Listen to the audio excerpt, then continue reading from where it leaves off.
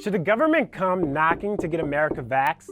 Now we need to go to community by community, neighborhood by neighborhood, and oftentimes door to door, literally knocking on doors to get help to the remaining people protected from the virus. President Joe Biden continuing to preach his door-to-door doctrine, and it hasn't sat well with Republicans.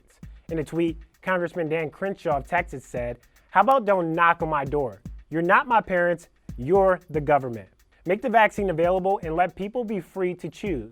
Why is that a concept so hard for the left? Who exactly is knocking? What are they asking from you? And is it even legal? Let's get this straight.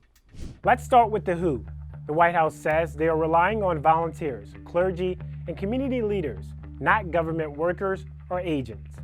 And as far as the why, is the government keeping a database of who's being vaccinated? Health and Human Services Secretary Javier Becerra sure made it sound that way in this CNN interview. It's none of the government's business knowing who has or hasn't been vaccinated. What do you say? Brianna, perhaps we should point out that the federal government has had to spend trillions of dollars to try to keep Americans alive during this pandemic, so it is absolutely the government's business. It is taxpayers' business if we have to continue to spend money. After a lot of backlash, Becerra later walked back those comments. He tweeted, "To be clear, the government has no database tracking who's vaccinated." Next, is it legal to ask someone their COVID-19 vaccination status? The answer is twofold.